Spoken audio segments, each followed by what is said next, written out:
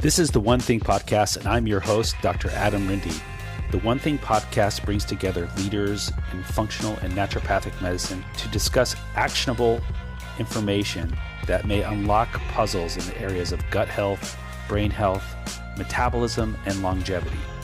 Please note, these episodes do not replace the opinion of your doctor. They are not intended to diagnose or treat any condition. Please discuss this information with your provider and discuss your own unique personal health history before adapting this information. Please subscribe to our episodes so that you can stay on top of the most current information in these areas of medicine. In this episode, I welcome on my colleague, Dr. Laura M. Brown, who's a registered naturopathic doctor from Guelph, Ontario.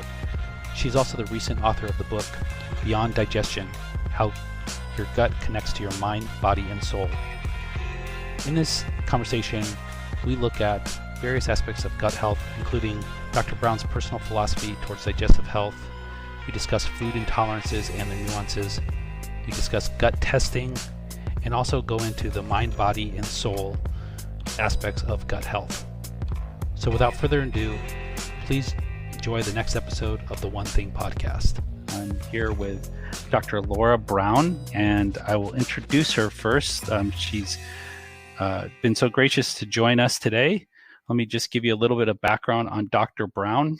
Dr. Laura M. Brown is a registered naturopathic doctor with a functional medicine approach. She focuses on stimulating the body's natural mechanisms to repair damage and rebuild health. She is a Heart Math certified practitioner, a level 2 certified gluten-free practitioner, and holds the designation of ADAPT trained practitioner from the Kresser Institute, the only functional medicine and ancestral health training company. Titled Miss Teen Ontario at age 16, Dr. Brown battled many health challenges on her own, ultimately prevailing through naturopathic medicine. Personally, she writes, gardens, hikes, and entertains on 20 beautiful acres in the heart of Ontario, Canada. You can learn more about her by going to southendguelph.ca. That's southendguelph.ca. Dr. Brown, welcome to the One Thing Podcast. Thank you so much, Dr. Rindy. I really appreciate it. It's great to be here today. Yeah, it's great to have you. So first of all, I just wanted to say congratulations on your new book. How's it feel to complete a book and have it actually in your hands? Yeah, it feels pretty awesome, actually. Yeah, pretty good. When did you start writing? When did the project start? September 2019. So really great timing ahead of the whole COVID thing, because as we were all in our homes more with less interaction, it actually was pretty advantageous to be writing. Yeah, absolutely. Yeah, there's all these amazing stories that have come out of this period of time of people being able to finally do some things that they never really had the time to do or didn't have the right setting to accomplish, various projects. Yeah, creativity is awesome. Yes. So, well, it's always great to be talking to someone who also focuses on gut health. And I feel like we often are kind of a group of people who have similar ways of practice or similar ways of viewing health. What's driven you to digestive health and gut health? Essentially my own gut, because it hasn't been too friendly, but lots of issues with my own digestion through the years and trying to, piece that apart and figure it out. When I had competed in some fitness competitions when I was younger, I really learned how food affects the body and in some interesting ways, not all good, but, learned a lot from it. But I always wondered when I was preparing why I had such, mental clarity and felt so much better.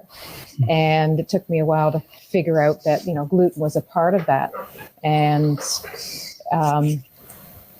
it wasn't something that came, right away. It was in my 30s when I realized that was an issue for me. But as I pieced the pieces of the puzzle together, hindsight is wonderful. And, with that, of course, as you know, in practice, you often attract people into your practice that have similar issues that you do, even when you might not know it. Yeah. They often teach us. And I mean, that's a lot of the patient stories that I share in my book, because my patients have taught me so much. And, often to look at things that are lurking in my own shadows that I'm not aware of. And it's like, never thought of that. Let's see. And, as a naturopath, we're often eager to go down the paths for other people and not worry too much about ourselves. But here I do the path together, and really prevailing through, naturopathic medicine, the ability to do the testing on the food sensitivities, the ability to look at what is in our microbiome to see what's not quite right. Mm-hmm. It's really part of my path, and the learning never ends. Yeah. Excellent. Yeah, it's definitely gives you a good feel for when the heart of a condition is digestively oriented, right? When you've gone through some of those challenges yourself. It does, and I find people come into clinic, and those cases that just aren't getting solved, and people have been to multiple doctors and they can't figure out what's going on. And sometimes I'll be thinking really hard and trying to figure out what it'd be, and I'll be going down all these different paths, and then I'll sleep on it, and wake up and it'd be like, what about the gut? What's going on in the gut? And more often than not, it's what's going on in the gut. And then we come back to it and addressing it, things tend to improve. It's not always a cure-all, but if you can see improvement in some of these chronic diseases and people, feeling better and be able to have better quality of life, mm-hmm. That's a landmark. Yes. Yeah. So I'm always curious as to how someone comes up with the title of their book. Like your book says Beyond Digestion is like the main title. Can you tell us like how you thought of that title and what led to kind of ultimately deciding on the title of your book? Well, when we take things on that are more than we can digest at any one time, and I talk about that, and our gut is our primary sensing organ. So we are sensing things energetically or environmentally. So energetically through emotions and stress and things like that, and environmentally through our food. Right? We taking it in, our gastrointestinal tube starts at our mouth, ends at our bum, and that's kind of our skin on the inside. So we're taking that in, but we have to process both emotional chemicals, and we have to process drug chemicals and food chemicals and things like that. And we know from the research that when we take on more than we can digest in any one period of time, like in times of grief or abuse or trauma or negative life events, we see an increase in irritable bowel syndrome. We see an increase in other types of chronic diseases. What's going on? There's all of that science stuff. And then there's the side of me knowing that sometimes things are just beyond my digestion, right? It'd be a turn. This is just beyond digestion. I can't do it, right? Whether it's emotionally or whether that's food wise, and this book is about both, right? It's about how we're knit together. It's that physical, emotional, cognitive, and spiritual aspects, and how we're knit together. And sometimes things are just beyond our digestion, and that's what this is about. Yeah, I like that. And I like that you point out in your book, there was like a workshop that you were attending and the practitioner asked you, how are you digesting the universe? I love that term. I think it says so much. Yeah, issues letting go. Yeah, for sure. And we were doing some hands-on training, and she had her hands, and it was right on my gut, where the top of my stomach kind of comes in, and she's like, Laura, how are you digesting life? And the first time I was at the course, I just like, that's nice, Verna. Thank you. I'm not sure. I'll have to think on that, but I know there's something there, those shadows lurking. And then the second time I went back, we were doing more training, and this time was like head and neck stuff, and she's zeroing right in on my gut. Laura, how are you digesting life? And I'm just like, oh, baby, this is coming at me. Yeah. Yeah. It's one of those things. It's such a question. And and there's so many layers to it. So I really like how your book doesn't just go through kind of like the kind of the pure gastroenterology, anatomical approach to digestion and absorption. You tie in these other aspects that you're talking about, such as emotional health and well-being, and how the brain and the gut interact with each other. So it's good. It's a difficult task to represent gut health in the right way, because it's very complex. It's not just this tube that runs through our body. No, like you're so right. And there's lots of books out there that talk about what food to eat, talk about how the anatomical, how we digest food, that tube that runs through. And then there's the gut health, the gut brain axis. There's lots of information on that. And then there's lots of books on the microbiome, and they talk just about the microbiome. Mm-hmm. What infinitely intrigues me is how we're knit together. What knits us together? Yeah. And I think the gut has a lot of answers. Yeah, absolutely. Yeah. So let's go into a little bit of this. There's a couple things that you point out in the book that you do for testing.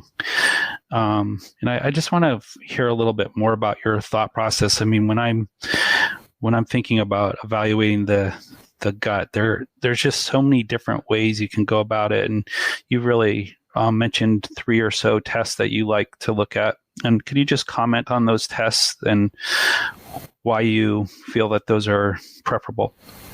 Yeah, for sure. I mean, I always say there's many ways to climb the mountain, and always looking for the window in which makes best sense for the patient, both clinically, but also for us up here, budget-wise, because we're paying for a lot of these things out of our pocket. So it's finding what makes best sense. And the top 3 tests are, the food sensitivity test, which is by no means perfect, but it gives us a helpful place to start. And then the comprehensive stool analysis with the parasitology, looking at both the PCR and the micro culture, looking at things under the microscope. So that one, and then the gluten testing, because 7 out of 10 people are, if your test will have some type of gluten sensitivity, not necessarily celiac, but the non-celiac sensitivity. Yeah. Those are the top 3 that I like to present and discuss the options with the patient. We, as a practitioner, we'd love to have all the data you can. Mm-hmm. Not always feasible. Great when it is, because it gives you a more complete picture. But you also still have that patient sitting in front of you, and they live in their body 24/7. And the more that you can connect with the patient themselves and understand what it's like to be them in their day-to-day life and what's limiting them, you start to get a sense for what the obstacles are, and the testing often is confirming it. Yeah. Okay. And, you use the cyrex test, I think, for gluten, right? I use the cyrex array 3X test. Yes, that's the one that we're able to get in Ontario. Mm-hmm. Just because of provincial regulations, sometimes we're limited to other good tests that might be available, but that's the one I tend to use in practice. Okay. Yeah, it's, I think a lot of people don't realize, and you point this out in your book, is that there's, that the tissue transglutaminase antibodies which is the antibody that's detected in celiac disease, that there's actually various tissues that can specifically target. You talk about that a little bit in your book, such as how that particular test can isolate whether the autoimmune attack is on brain tissue or gut tissue or both. Can you just comment a little bit about that? I thought that's a fascinating test that is not generally available. Yeah, I really like it because typically in our provincial testing, if a conventional doctor were to send somebody, they're going to test on the tissue transglutaminase 2. Right, which is typical for the gut villi, which you would see, and it would help lead people to further testing potentially if they saw something going on there for celiac disease, right? Mm-hmm. But as we're learning, the damage that gluten does isn't just in the villi necessarily. Sometimes the damage can be done through the skin. And the reason why is because there can be a cross-contamination with the actin-myosin layer within the gastrointestinal tract, which is part of the skin. Mm-hmm. We have a skin on our hands and our feet and everything, but we also have skin skin within, right? And it's really thin. So, hey, that rhymes. That's pretty good. So the actin-myosin layer is something that you can get that cross reaction and have with that autoimmune reaction within the rest of the body. So now you have that same layer around your liver, around your, different organs. You have that in the other parts of your connective tissue and the other parts of your skin. So you may have a gluten autoimmune reaction happening within the skin. So there's that side of it. And then, the type 6, the tissue transglutaminase 6, that one is essentially the nervous system in the brain. And we see that with the cerebellar ataxia, people having difficulties walking, sometimes in the nervous system with multiple sclerosis, that type of thing. And the research may not be definitive, but it's strongly building. Yeah. Yeah. I think it's so many people come in with brain complaints, right? Like brain fog, memory issues, focus issues, and they'll go through lots of evaluation and workup through neurologists or psychiatrists and what have you, and sometimes left without answers. And I think it's really important to kind of check that box to see if the cross reaction with gluten is actually happening on brain tissue. We learned about, the brain, the extraintestinal symptoms of celiac disease in medical school, right? But it often just kind of gets thought about as being purely as a gut reaction.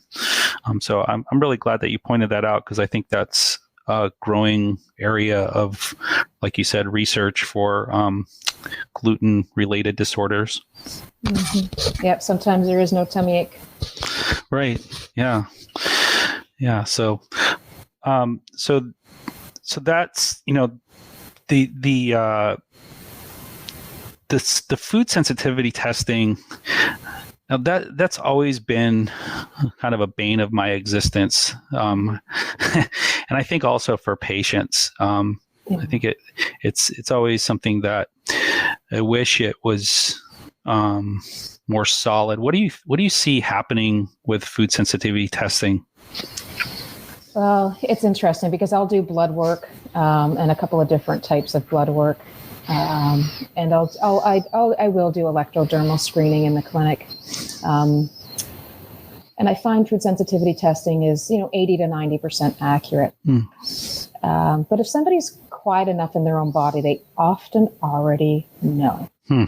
Okay, like if I'm running testing, they'll be like, "Yeah, well, I never eat that," and I'm like, "And why? Like, what's the reason why you don't eat that?" Right? Because the body already knows. So I use it as a guided elimination tool, right? And if something doesn't make sense on the test, then we work with that clinically. But it is a guided elimination tool. And I have found it is helpful because it does pick up on quite a bit. The LCAT test is one that they'll take the food antigen and they'll introduce it to the white blood cell one at a time. And then they'll be able to see how does your immune system actually react to it. So that one can be quite interesting. And then there are some blood tests that are run. I don't often use the IgG testing. I find those are, I don't know. I don't find them as helpful to work with. Mm-hmm. Okay. I would do the electrodermal screening in the clinic as something cheap and cheerful.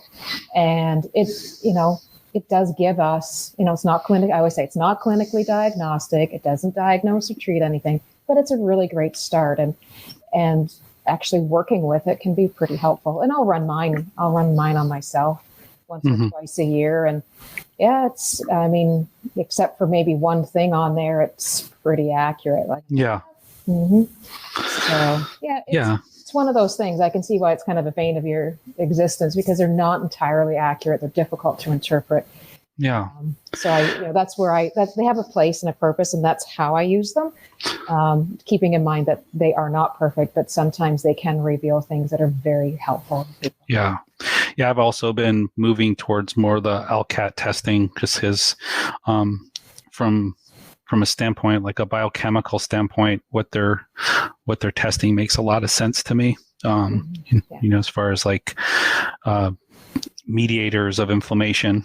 So it's interesting just to hear other people talk about it, and I resonate with what you're saying.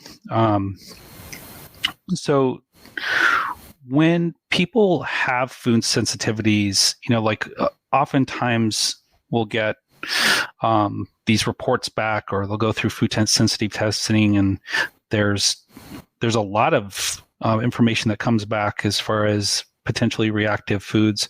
How do you help people cope with food sensitivities just in your practice?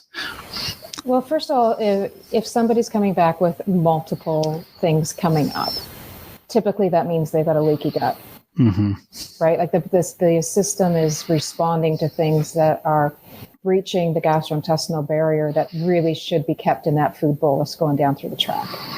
So it's elimination diet that suits them for the time being. And I usually say you would avoid, the things that come up stronger. You're avoiding those for 1 to 3 months, depending on how long we've had the condition. And then we would work on healing the gut barrier. We would work on the dysbiosis that's likely in the gut causing that, because typically it's an overgrowth of some type of gram-negative bacteria or a parasite or some yeast.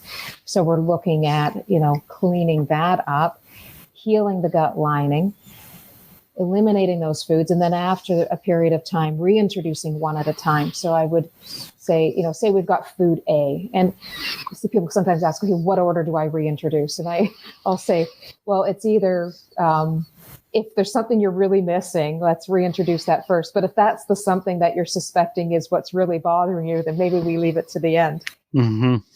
So sometimes it's more of those benign things that would be typically benign.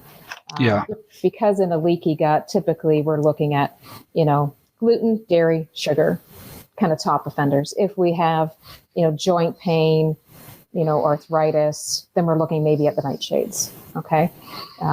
So kind of looking at those sometimes, but sometimes, it could be lectins, or it could be FODMAPs. It could be other types of things that can go all over the map, right? Like really, it can be quite crazy, and people can get a little bit nutso with it all. Really, there's a nice medical term there, but it can happen. So it's trying to be realistic, because we know that a varied diet is the best diet, because variety is important. But it's introducing those foods one at a time. So I would say, so if you had food A, so say we're reintroducing, an avocado, so that we would have avocado 3 times a day for 3 days. If we had an issue, then we would stop immediately. We would record it. We'd stay off avocados for another maybe month before we try them again. We would give the gastrointestinal tract the time to heal, which is 3 to 5 days. It will turn over before we reintroduce another food. So then we would go food B, and then give it a try and see how we do. Now, say you ate the avocado and there was no issue. You were okay. Maybe you just needed a break from it. Because I see that too. And I'll tell you about that in a second. But so if we reintroduce the avocado and you eat it, 2 or 3 times a day for a few days, and I don't notice any difference. Great. Keep eating the avocado. Introduce the next food, and away you go. A cute little story. I had a teacher in once, and she bananas came up really high, and I'm like, "What's with the bananas? I mean, do you eat bananas?" And she goes, "Yeah, I love bananas. I eat them every day." And I'm like, "How many do you eat every day?" And she goes, "Oh, about 3 of them." Yeah. And I said, "Well, how long have you been eating 3 bananas a day?" And she said, "Well, since I started teaching, about 40 years.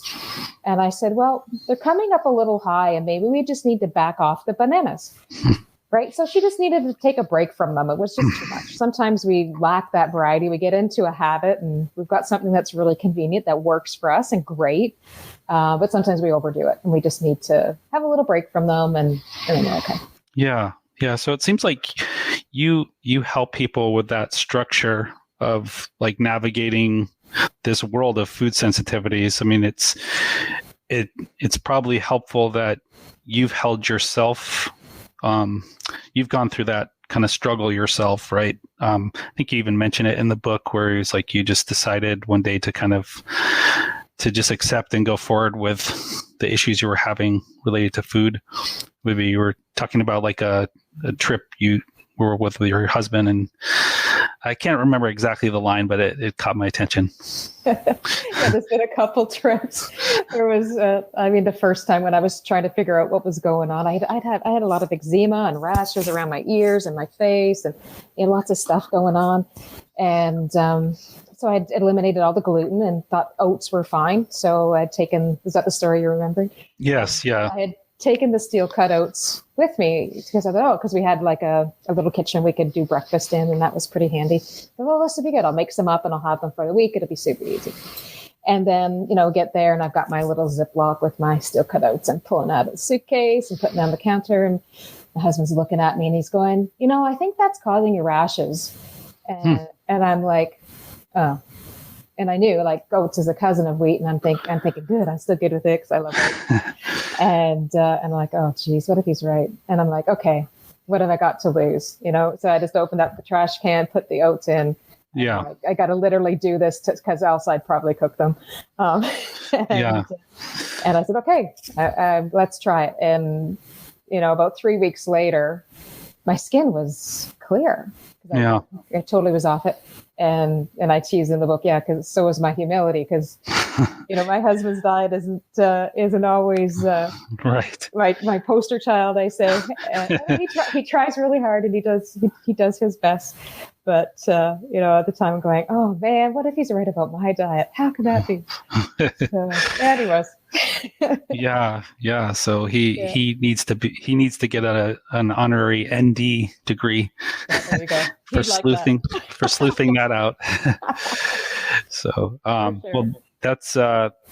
Yeah, I think the interesting thing about that process is like when people do identify that they have a food intolerance and it actually pans out, then it's all worth it, right? It's the not knowing of the process that makes it so difficult. Like, is this going to be something that I'm reactive to based on, the data I have so far?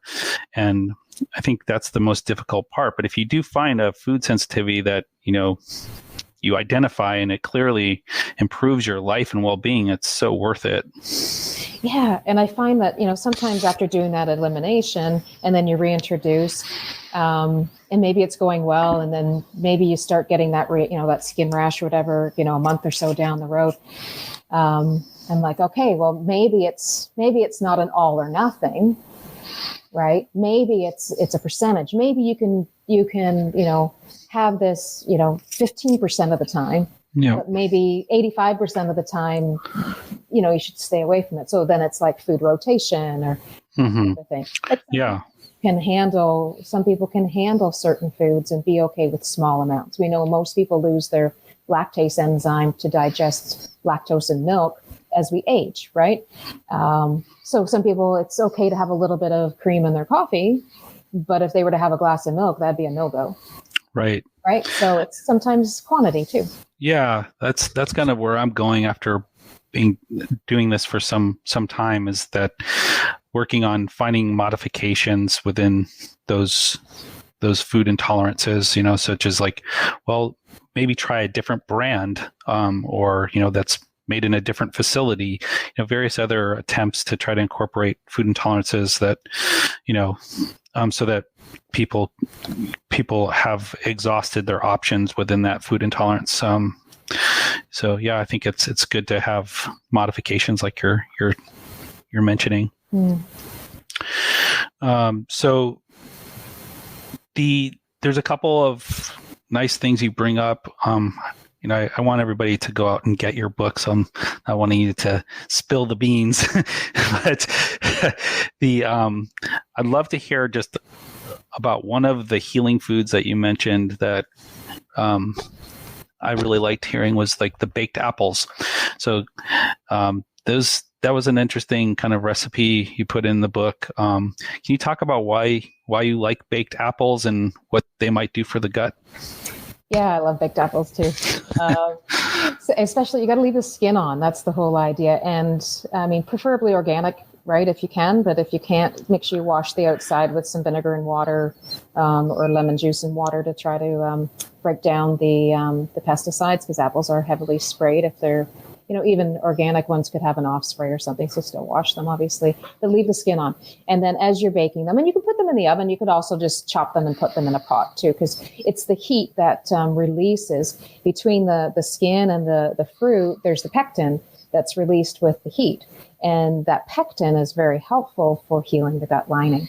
So it's pretty simple. We always said an apple a day keeps the doctor away. So this time it's cooked, right? So it makes a difference. Yeah. Yeah.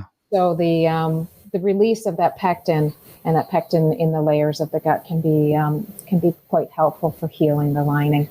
And people tend to love it.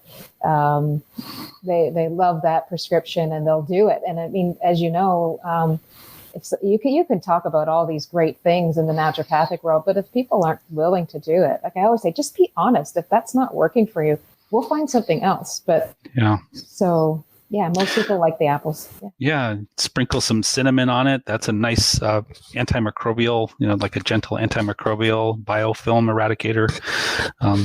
It's really fun when you find foods that heal the gut. I mean, I think that's just fascinating. Even things like ghee, and chia seeds, and it's just fascinating when you really dive into what's out there as far as gut protective and gut healing foods. Absolutely, food is really our medicine, right? Mm-hmm. Mm-hmm. So, well, the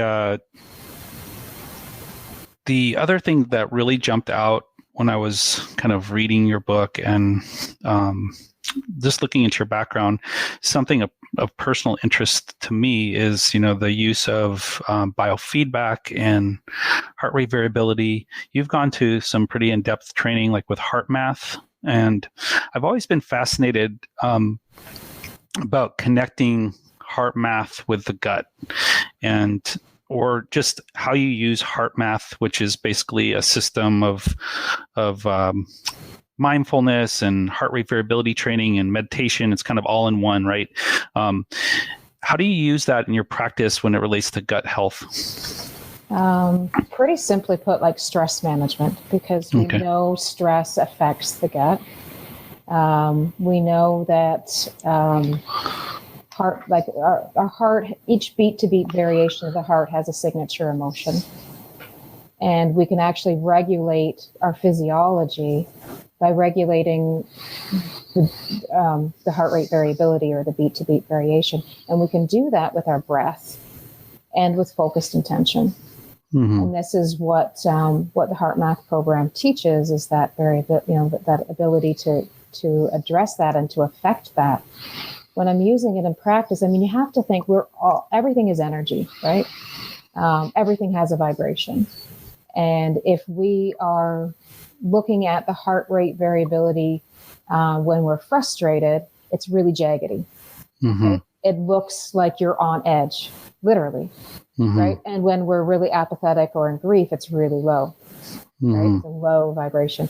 And then we know that when we're in the flow, in that creative flow, in that place of love, care, or gratitude, it's very much of a sine wave. It's really smooth, right? Really smooth. And that is the area that we are healthiest, is when mm-hmm. we're in that nice, smooth sine wave.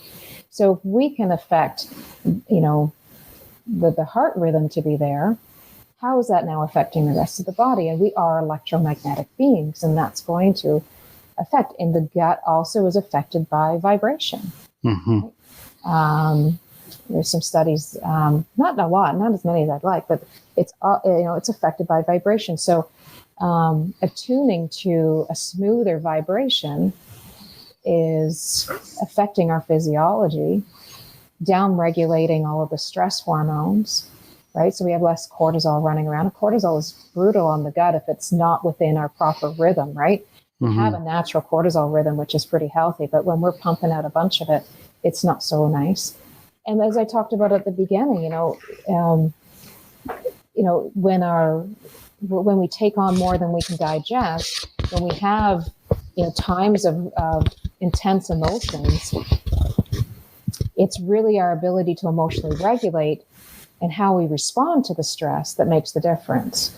So the HeartMath program allows me to help people become more emotionally intelligent and be able to emotionally regulate, so that you're managing your stress so that it doesn't have such an impact on the gut.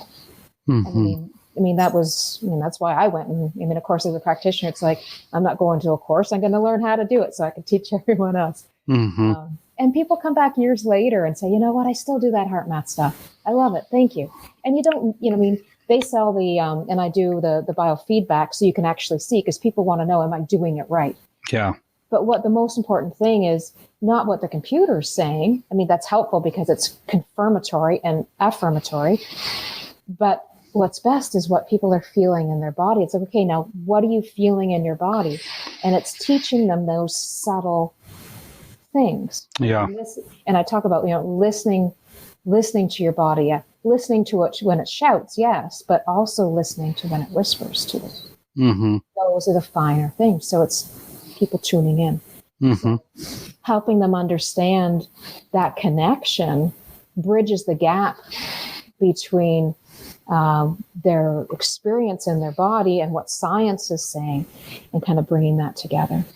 Yeah. It's interesting. I always, you hear when patients come back from a vacation or what have you, is my gut was, after a few days, my gut was perfect on vacation, right? And I always ask them, like, how was the vacation? Like, who were you with? What was your mood like? Oh, it was amazing. And then they list the number of things that they did and the great time they had. And, the HeartMath reminds me of like training yourself to feel like you're on vacation, even during times when you're not.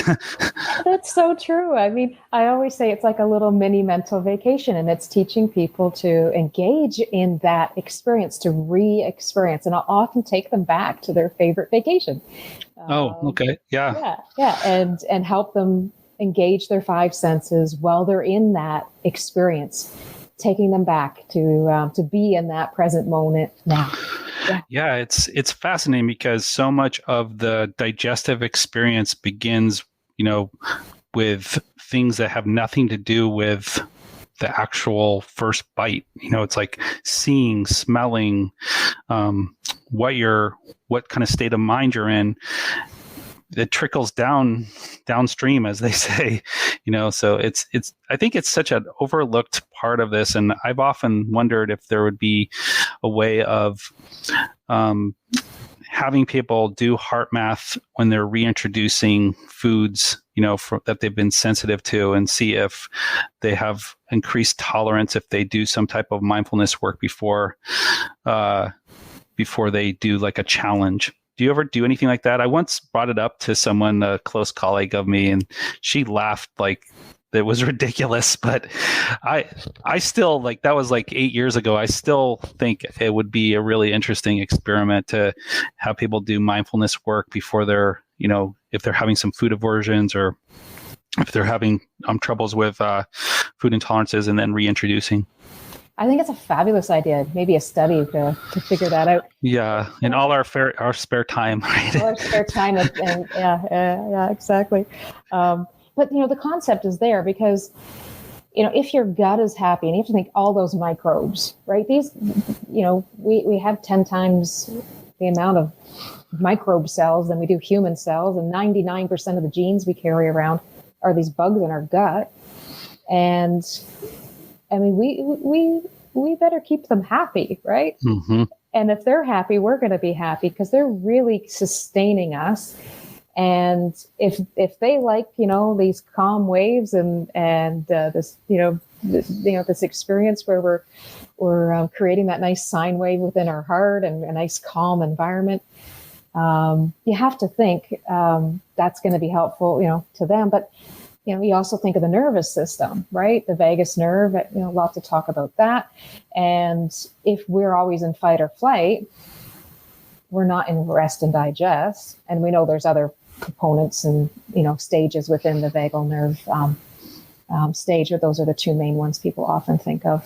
Mm-hmm. But if we are in in that flow or in that place of gratitude or feeling like we're on vacation, in that spot where we have that nice energy, obviously the vagal nerve is going to be, sitting in a place where we're feeling safe and protected, and we're able to be calm, and that's what we need in order to digest, right? Yeah, even just to release hydrochloric acid, right? You have to be more parasympathetic dominant to be able to get into that state. So yeah, it's fascinating. And I think one of the nice things about your approach is that you tie that in together with some of the more kind of classical approaches to gut healing, so I think people will be drawn to, to what you do, because you're also incorporating the mind-body components. I think it's important, and I'm intimately fascinated with, it was kind of the last layer. I talk about peeling the onion, but the last layer is the spiritual layer, like your soul. Like, what the heck does your digestion have to do with your soul, right? But it's understanding that whole yin and yang. We've been in this, Western society, just go, go, go, go, go, just, which is very yang, very outward, very movement oriented, right?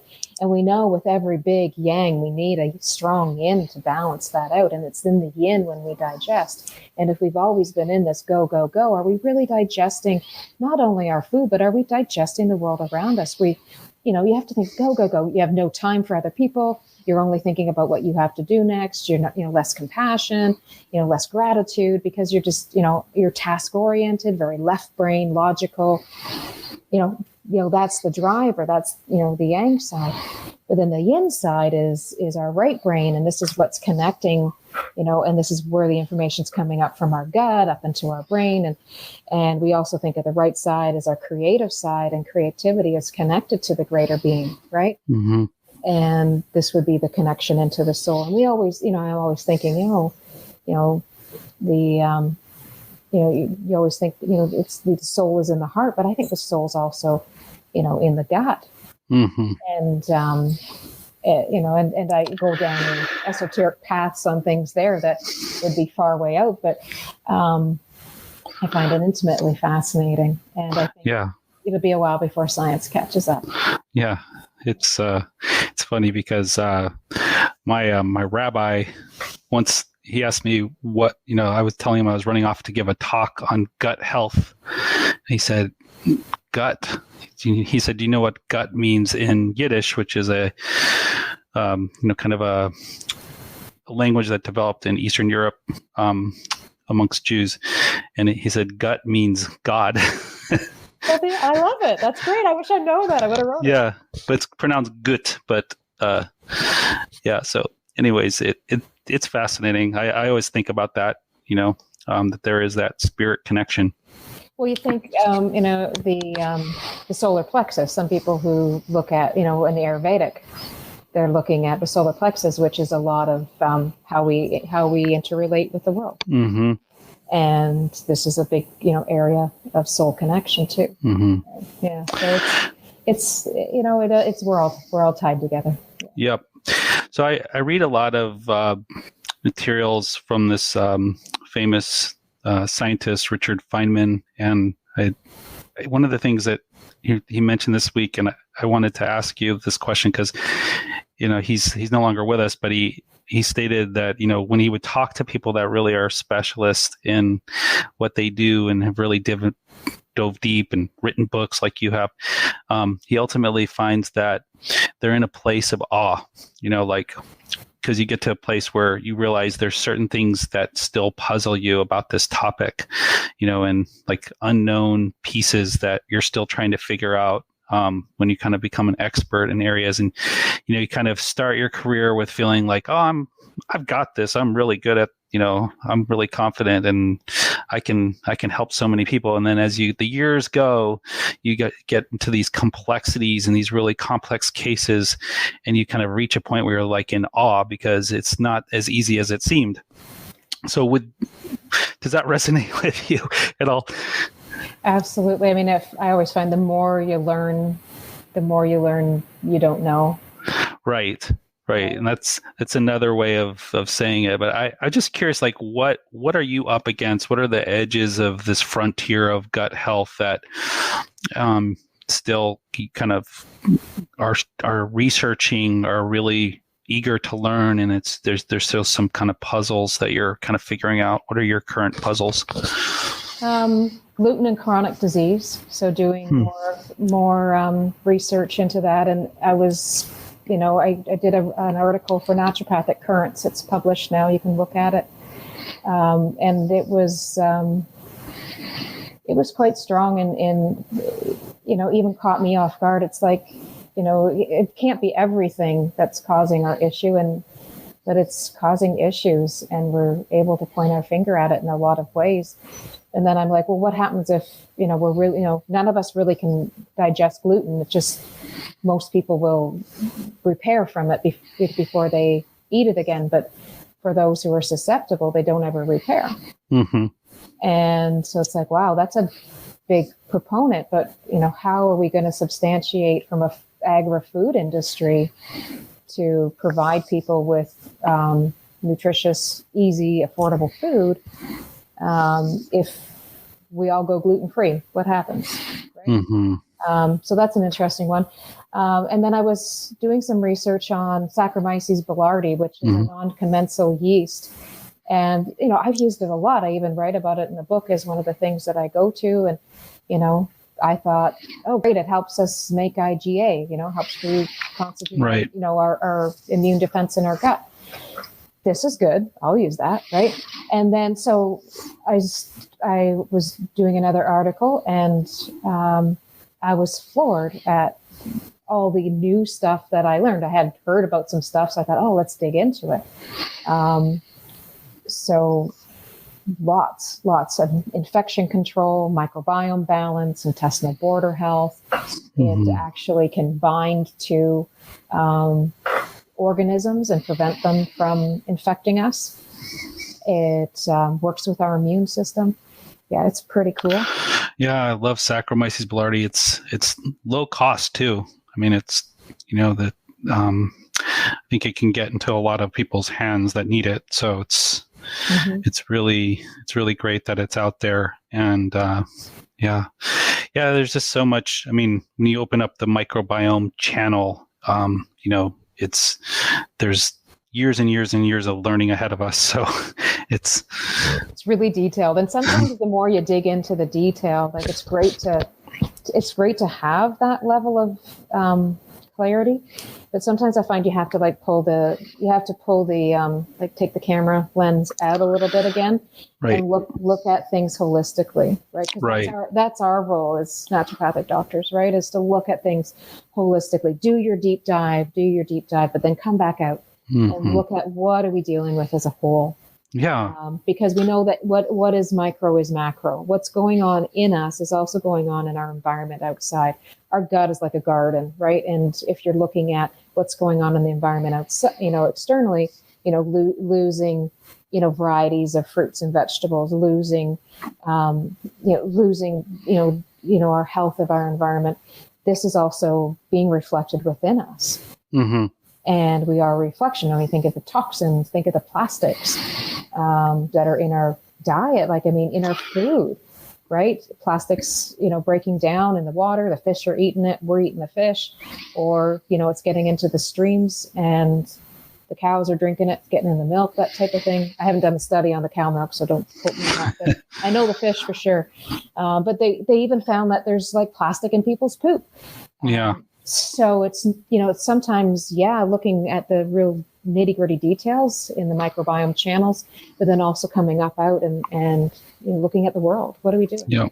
Yeah. Interesting. Yeah. And I really like that in your book, how you take people through like a personal assessment of exposures, environmental exposures. And it's really important to think of, especially since the gut liver axis is so relevant. It's, the gut and the liver communicating, and that process often is overlooked. You think about like the Western paradigm of treating gut issues. It's like, well, take this pill to suppress your acid, or take this, immune modulator to stop the inflammation. Nobody's thinking about like what's going down upstream, what's going on upstream or downstream. Like, well, the liver is needing to process these drugs. The liver is also processing microbiome metabolites. So it's just really great that you're, with your training and your functional medicine training, that you're able to kind of say, yeah, back out, like look at the big picture, of what's going on here. I think that's just, in general, the role of a clinician, right, is to make all this information applicable and useful and actionable, right? Otherwise, it's just information, right? Yeah, and we're kind of, just kind of talking academically, but the patient's suffering. They need help now, right? Yeah, and it has to be something that they can grasp hold on. And I always say, it's about progress, not perfection, or evolution, not revolution. Just pick somewhere and go. I was chatting with somebody else on the author podcast with the publishing company, and it was so funny. We talk about the book and everything, and he's like, "What's one thing that you want everybody to know?" And I just come out with, just eat more vegetables. And I thought, oh, how lame is that? Like, it's so true. Like, and I probably picked up on that because maybe this guy needed to eat more vegetables. Right. But it's so true. Like, if you can just pick one thing, sometimes that small thing makes a big difference. And that might be vegetables. So I love vegetables. And I always say, pro-vegetable, not pro-vegan, but pro-vegetable. Yeah. And if you can eat more of them, that's gonna be good. Yeah. Yeah. So eat a bunch of vegetables slowly and chew them, right? And enjoy them. And, yes. And think lovely thoughts, be in good company. Yeah. Yeah. Well, on that note, I'm not going to ask you to tell us to eat all more vegetables, because you just did.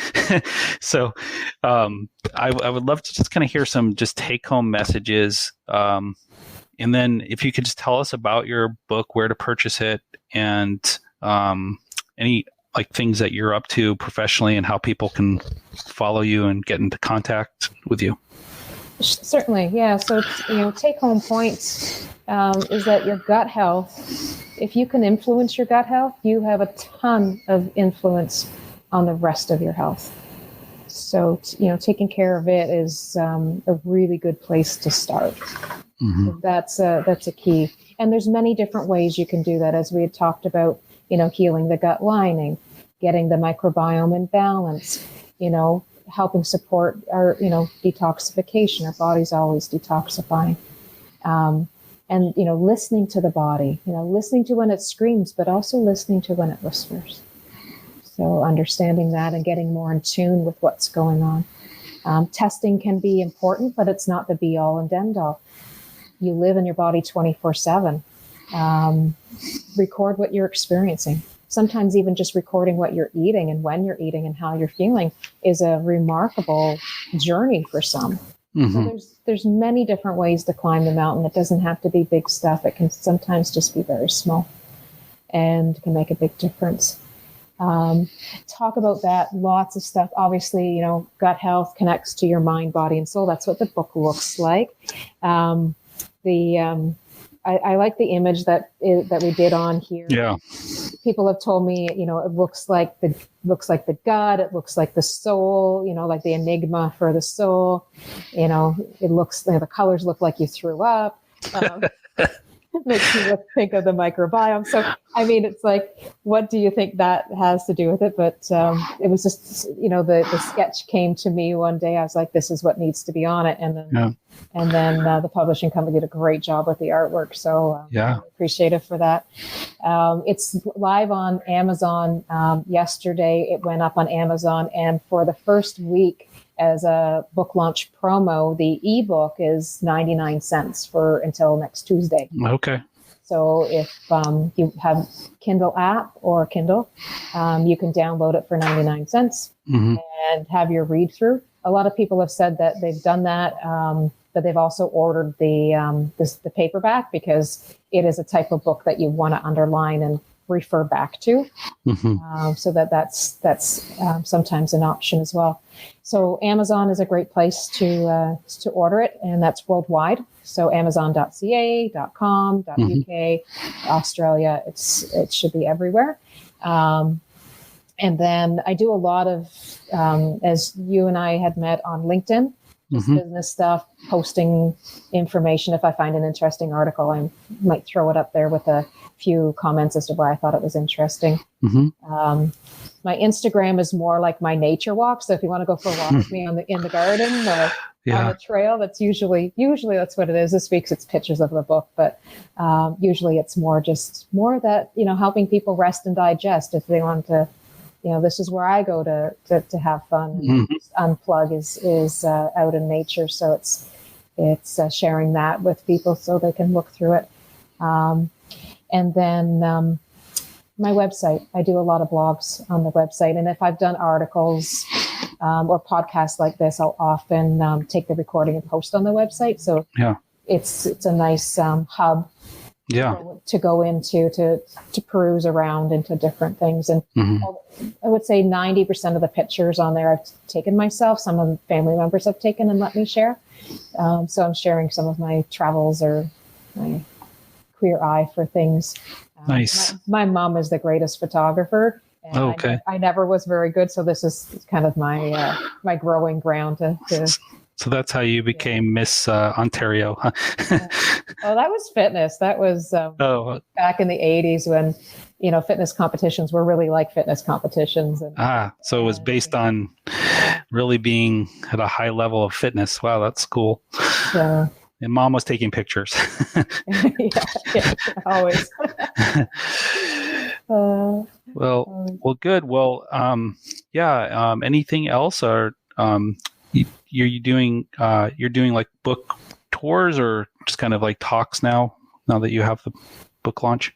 I'm really super excited about any kind of podcasts or things like that to engage with people so that we can just chat up the subject and help people become more aware of how the gut's connected to anxiety and depression and chronic disease. Just create awareness around the subject because I think it's really important. We're given one body in one lifetime, and there's lots we can do to take care of it. And I'm trying to do my part to contribute how I've learned. That's all I can do. And excellent. So I'm just, I welcome that. And hey, this is fun. I get to meet you. So yeah. Good.